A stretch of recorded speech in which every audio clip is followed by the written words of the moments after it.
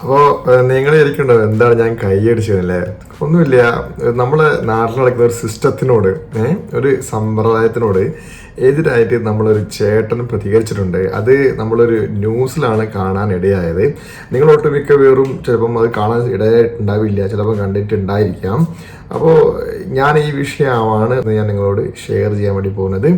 അപ്പോൾ എന്താ, നമ്മുടെ നാട്ടിൽ ഒരുപാട് ഷോപ്പിംഗ് മാൾസ് ഒക്കെ നമ്മുടെ നാട്ടിൽ ഇങ്ങനെ ഉയർന്നു വരുന്നുണ്ട് അല്ലേ, ഓപ്പൺ ആവുന്നുണ്ട്, ഒരുപാട് ഇപ്പോൾ റണ്ണിങ്ങിലുണ്ട്. അപ്പം ഇവിടെയൊക്കെ നമുക്ക് പാർക്കിങ്ങിൻ്റെ ഒരു സിസ്റ്റം ബിൽഡിങ്ങിൽ ആലോചിച്ചിട്ടുണ്ട്. അപ്പോൾ ഈ പാർക്കിംഗ് സിസ്റ്റം ഉണ്ടാകുന്നിടത്ത് പാർക്കിങ്ങിന് ഫീസ് ഈടാക്കുന്നത് ശരിയാണോ? പ്രത്യേകിച്ചും ഇത് നമ്മുടെ ലുലു മാളിൽ ഇടപ്പള്ളിയിലാണ് ഈ സംഭവം നടന്നിരിക്കുന്നത്. ഇതിനെതിരെയാണ് നമ്മുടെ ഈ ഒരു ചേട്ടൻ പ്രതികരിച്ചത്.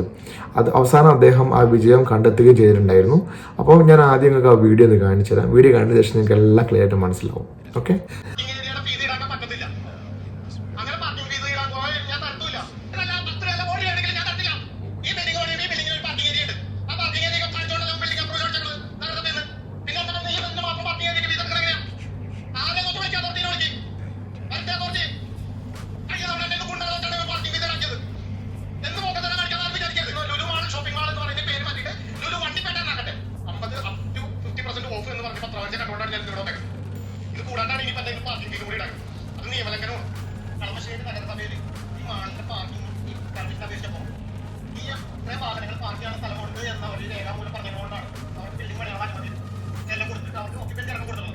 അതിനുശേഷമാണ് ഈ വരുന്ന ഓരോ ഈ കിടക്കുന്ന 10,000 വാഹനങ്ങൾ, ഈ കിടക്കുന്ന 10,000 വാഹനങ്ങൾ ഇവിടെ വരുന്നത് ഇവിടെ പാർക്കിംഗ് സ്പേസ് ഉണ്ട് എന്നുള്ള ഒറ്റ കാരണം കൊണ്ടാണ്.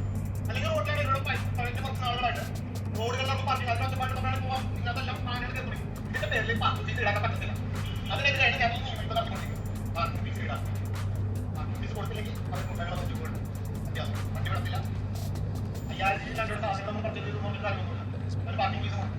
കടകളിൽ സാധനം വാങ്ങിക്കാൻ വന്നവർ ഈ വാഹനം കൊണ്ടിടും.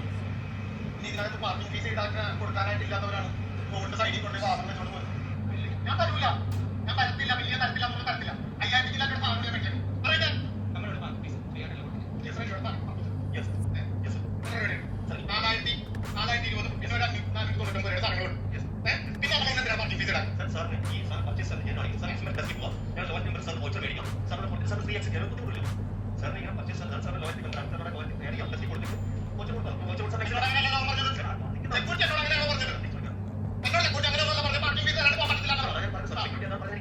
പാർക്കിംഗ് ഫീസ് ഈടാക്കുന്നത് നിയമവിരുദ്ധമാണ്. അതിന് ചോദ്യം ചെയ്താൽ നിങ്ങൾക്ക് ഫ്രീ ആയിട്ട് തന്നെ പുറത്തേക്ക് പോവാം. ചോദ്യം ചെയ്തില്ലെങ്കിൽ നിങ്ങൾ പാർക്കിംഗ് ഫീസ് കൊടുത്തുകൊണ്ട് തന്നെ നിങ്ങൾ അടുത്ത തലമുറയെ നിങ്ങൾ ചീത്തയാക്കുവാണ്. എന്റെ കയ്യിൽ നിന്ന് പാർക്കിംഗ് ഫീസ് കൊടുക്കണമെങ്കിൽ ഞാൻ കൊടുക്കാം. പക്ഷെ ലുലു ഗ്രൂപ്പ് എന്ന ലുലു മാൾ ഷോപ്പിംഗ് മാൾ എന്ന് പറയുന്ന പേര് മാറ്റിയിട്ട് ലുലു വണ്ടിപ്പേട്ട എന്നാക്കട്ടെ. അപ്പോൾ നിങ്ങൾ വീഡിയോ കണ്ടത് വിശ്വസിക്കുന്നു. വീഡിയോ കണ്ടപ്പോൾ നിങ്ങൾക്ക് എന്താ മനസ്സിലായത്? എടപ്പള്ളി ലുലു മാളിൽ പർച്ചേസ് ചെയ്യാൻ വേണ്ടി പോകുന്നു. പർച്ചേസ് ചെയ്യാൻ പോകുമ്പോൾ അദ്ദേഹത്തിന്റെ കാറായിട്ട് പോയിട്ടുണ്ടായിരുന്നു. കാറായിട്ട് പോയപ്പോൾ പാർക്ക് ചെയ്തു. പർച്ചേസ് ചെയ്തതിന് ശേഷം അദ്ദേഹം പോകുന്ന സമയത്ത് അവർ പാർക്കിംഗ് ചാർജ് ചോദിക്കുന്നു. അദ്ദേഹം കൊടുക്കില്ല എന്ന് പറയുന്നു. പിന്നെ അദ്ദേഹം പ്രതികരിക്കുന്നു, എന്തിന് ഞാൻ കൊടുക്കണം എന്നൊക്കെ പറയും. നിങ്ങൾ വീഡിയോ കണ്ടപ്പോൾ എല്ലാം മനസ്സിലായിരിക്കും വിശ്വസിക്കുന്നു. ഇങ്ങനൊരു ഫീസ് കൊടുക്കണതായിട്ട് ആവശ്യമുണ്ടോ? ഈ ചേട്ടൻ പ്രതികരിച്ചത് കറക്റ്റ് അല്ലേ? നിങ്ങൾ ആലോചിച്ച് നോക്കിയേ. ഒരു ബിൽഡിങ്ങോ ഷോപ്പിംഗ് മാൾസോ നമ്മൾ നിർമ്മിക്കുന്ന സമയത്ത് അതിന് പെർമിറ്റ് കൊടുക്കുന്ന സമയത്ത് ഈ സൗകര്യങ്ങളോട് കൂടിയാണ് കൊടുക്കുന്നത്. അപ്പോൾ നമ്മൾ ആ കോംപ്ലക്സിലോട്ടോ അല്ലെങ്കിൽ ആ ഷോപ്പിംഗ് മാളിലോട്ടോ അല്ലെങ്കിൽ ആ തിയേറ്ററിലോട്ടോ അല്ലെങ്കിൽ ആ ഹോസ്പിറ്റലിലോട്ടോ പോകുന്ന സമയത്ത് എന്തിനാണ് അവർ പാർക്കിങ്ങിന് ഒരു ഫീസ് നമ്മളെ ഈടാക്കുന്നത്? അത് ശരിക്കും തെറ്റായ ഒരു കാര്യം തന്നെയല്ലേ? നമ്മൾ ഗൾഫിലായിക്കോട്ടെ അല്ലെങ്കിൽ മറ്റുള്ള കൺട്രികളായിക്കോട്ടെ, അവിടെ ഒരുപാട് ഷോപ്പിംഗ് മാൾസും വലിയ വലിയ ബിൽഡിങ്സും അല്ലെങ്കിൽ അവിടെ ഇതേമാതിരി അവർ കാശ് ഈടാക്കുന്നുണ്ടോ? ഇല്ല. അപ്പോൾ ഈ ലുലു മാളിൽ തന്നെ ഒരുപാട് മാളുകൾ നമ്മളെ വിദേശത്തുണ്ട് അല്ലേ? ആ വിദേശത്തൊക്കെ അവർ പാർക്കിംഗ് സൗകര്യം വെറും ഫ്രീ ആണ്. പിന്നെ എന്തുകൊണ്ടാണ് നമ്മുടെ നാട്ടിൽ മാത്രം ഈ ഫീസ് ഈടാക്കുന്നത്? സാധനം വാങ്ങിക്കാൻ പോകുന്ന ആൾക്കാർ അല്ലെങ്കിൽ പർച്ചേസ് ചെയ്യാൻ പോകുന്ന ആളുകളുടെ അടുത്ത് നിന്നും പൈസ ഒരിക്കലും ഈടാക്കാൻ പാടില്ല. പിന്നെ സർക്കിറ്റ് അടിക്കുക, കറങ്ങാൻ വരുന്ന ആളുകളാണെങ്കിൽ അല്ലെങ്കിൽ മാള് കാണാൻ വരുന്ന ആൾക്കാരാണെങ്കിൽ അവർ പാർക്ക് ചെയ്യുന്ന സ്ഥലത്ത് കാശ് വാങ്ങുന്നതിനോട് വലിയ അഭിപ്രായ കുറവൊന്നുമില്ല. അവർ വന്ന് വാങ്ങിക്കോട്ടെ, അവർ സർക്കിറ്റ് അടിക്കാൻ പോകുന്നതാണ്. പക്ഷെ പർച്ചേസ് ചെയ്യാൻ വരുന്ന ആൾക്കാരുടെ അടുത്ത് നിന്ന് എന്തിനാണ് ഈ ഫീസ് ഈടാക്കുന്നത്? അപ്പോൾ നിങ്ങൾ ഈ ചേട്ടൻ പറഞ്ഞതിനോട് യോജിക്കുന്നുണ്ടെങ്കിൽ എന്തായാലും തീർച്ചയായിട്ടും നിങ്ങൾ കമൻസിൽ രേഖപ്പെടുത്തും. നിങ്ങൾ കമൻസിലാണ് നമുക്കിതിൽ മനസ്സിലാക്കാൻ സാധിക്കുന്നത് എത്ര പേര് ഇതിന് സപ്പോർട്ട് ചെയ്യുന്നുണ്ടെന്ന്.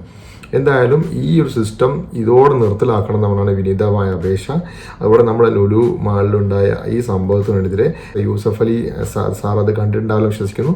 അത് അറിഞ്ഞിട്ടുണ്ടെങ്കിൽ അതിൻ്റെ ഒരു നടപടി എടുക്കുമെന്ന് ഞാൻ വിശ്വസിക്കുന്നു.